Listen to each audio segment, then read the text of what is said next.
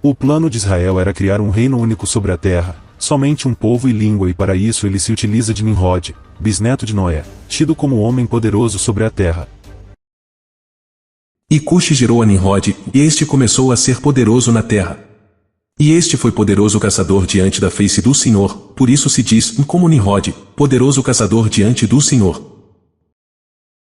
A Bíblia nos revela que Nimrod era um valente caçador, daí a expressão valente como Nimrod. Naquela época a caça também estava associada à guerra, o que aponta que Nimrod era um homem que derramava sangue, forte, valente, que conquistava e não apenas caçava animais, assim como Caim, um homem sanguinário, segundo o coração de Israel, da linhagem da serpente. Nimrod era tido como um invasor e perseguidor violento, que invadia e conquistava povos vizinhos por meio da força e sujeição. Foi assim que ele fundou várias cidades antigas na região da Babilônia, como Babel, Ereque, Acade e Calné. Depois, ele seguiu para a região da Síria, onde fundou Nínive e outras cidades. Dentre elas a cidade de Babel se destaca, onde por ordem de Nimrod estava sendo construída a Torre de Babel. O plano de Israel era criar uma torre tão próxima aos céus, e em sua base reuniria todos os habitantes da terra, um único povo, que o adorariam como Deus nessa terra. O Pai, vendo o plano de Israel, intervém, e faz a divisão entre os povos, fazendo com que as pessoas falassem em línguas diferentes, assim Israel não poderia enganar a todos.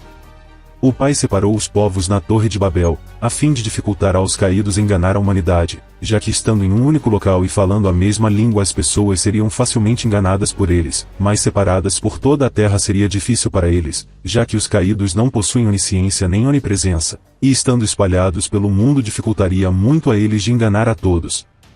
Separados os povos e suas respectivas línguas, eles se dividiram pelas 4 partes do mundo, a América do Sul, do Norte, Oriente e Ocidente. Os povos oriundos da Torre de Babel se espalharam para todas essas regiões, onde para o Oriente foram os povos que deram origem aos persas, africanos, asiáticos, outra parte para o Oriente, dando origem aos gregos e romanos, e na América do Sul e Norte os povos que deram origem aos indígenas. Nimrod mais tarde foi morto por seu tio Sem, sua mulher Semiramis, a qual também era sua mãe, assumiu o posto de seu marido. Além disso espalhou a crença entre seu povo que o mesmo não havia morrido mas que havia subido aos céus, se tornando Deus Sol. Semiramis mais tarde engravidou, fruto de uma traição, dando à luz a Tamuz, o qual morreu durante uma caça, e mais uma vez Semiramis espalha a mentira que seu filho havia subido aos céus, se tornando um deus, assim como seu pai. Além disso Semiramis ordena todo um culto e adoração ao povo em honra de seu filho Deus, incluindo culto ao pinheiro, do qual havia renascido de um tronco morto onde seu filho havia morrido. Tal culto envolvia um período de choro e abstinência, onde ao fim era realizada a troca de presentes, como forma de celebrar o renascimento de Tamuz, assim como a árvore enfeitada de ouro. Tal culto foi que deu origem ao Natal, e o culto à Trindade Nimrod, Semiramis e Tamuz se espalhou entre os povos remanescentes da região, que foram se assimilando a demais culturas e deuses pagãos, mas que mais uma vez tem seu final a adoração a Israel, Azazel e Ismael.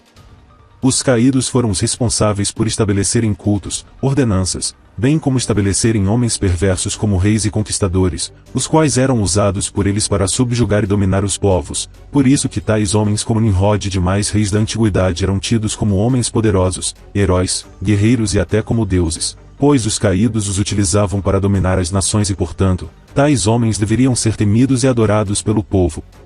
Assim nasceram as leis, preceitos, cultos, adoração e veneração a homens e deuses. Eles criaram leis e ordenanças ao povo, a fim de escravizá-los, a exemplo o Código de Hammurabi, o qual constitui o primeiro código de leis escritos já registrado. É um monumento monolítico talhado, em rocha de diorito, sobre o qual se dispõe 46 colunas de escrita cuneiforme acádica, com 282 leis em 3.600 linhas. As leis contidas nas placas tinham como objetivo reger a conduta da sociedade, bem como aplicar a devida pena caso alguma das leis fosse descumprida. Leis que eram baseadas no princípio do talião, o olho por olho, dente por dente, no qual o condenado deveria sofrer o mesmo ato ao praticado à sua vítima. Entre as leis tinham aquelas cuja pena era a morte, como no caso ao roubo a templos, propriedade estatal ou ajudar um escravo a fugir. Tais leis foram escritas em pedra, por serem imutáveis, e cópias eram feitas em pergaminhos para que fossem espalhados na cidade, e assim a observância de todos. Além das leis políticas, os caídos também criaram ordenanças referentes ao culto religioso. Vários eram os ritos referentes à adoração, sacrifício, festividades e morte. Os sacerdotes eram responsáveis por conduzir as cerimônias e oferecer sacrifícios, enquanto os fiéis participavam das orações e das oferendas. Acreditava-se que essas divindades controlavam os fenômenos naturais, a agricultura, a guerra, a justiça e outros aspectos da vida humana. Os sumérios buscavam a proteção e o favor dos deuses através de oferendas e preces. Os sacerdotes tinham um papel fundamental, onde cada deus tinha seu próprio sacerdote ou grupo e eram tidos como homens sagrados. Os intercessores entre os deuses e os humanos eram os responsáveis por comandar todo o culto. No culto egípcio, antes do nascer do sol, abatiam-se os animais que seriam oferecidos às divindades. Os sacerdotes então se purificavam com água e, vestidos com trajes brancos, entravam em procissão no templo. No pátio do templo, os sacerdotes apresentavam as suas oferendas e queimavam incenso. Um sacerdote dirigia-se ao santuário da divindade, uma sala especialmente consagrada, localizada na parte mais reservada do templo. Aqui, o sacerdote acendia um marchote e abria o naus, tabernáculo onde se guardava a estátua da divindade. O sacerdote apresentava-se à divindade e anunciava vir cumprir os seus deveres, limpava o tabernáculo, queimava incenso, lavava a estátua e aplicava sobre ela óleos, vestia-a, maquiava-a e colocava-lhe a coroa. Todos esses ritos religiosos foram criados pelos caídos: adoração a ídolos, estátuas, a construção de templos dedicados, tabernáculo, procissões, preces, liturgias, imposição de mãos, água ungida, incenso, etc. Tudo isto se iniciou desde as culturas pós-diluvianas e se perpetuaram ao longo da história até a atualidade, só alternando a forma de culto.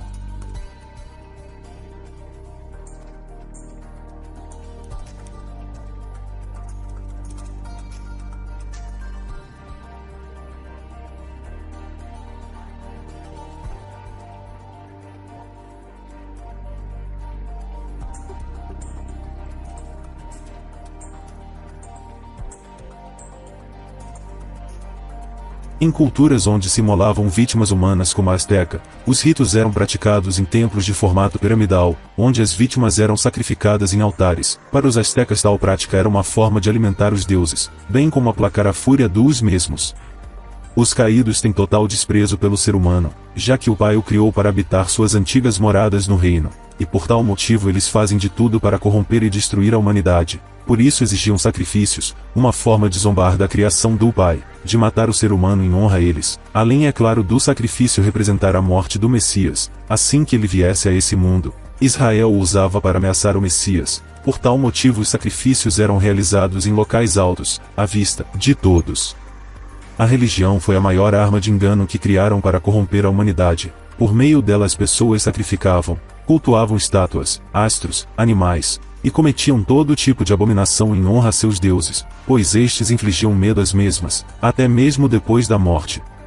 Por tal motivo criaram a crença nas pessoas de vida após morte, reencarnações e tormentos no submundo. Todas as religiões com seus cultos e práticas se originaram da mente diabólica dos caídos, há milênios atrás. Por isso vemos tanto sincretismo entre as religiões, pois todas partilham do mesmo berço, todas levam a um único caminho, a adoração aos caídos.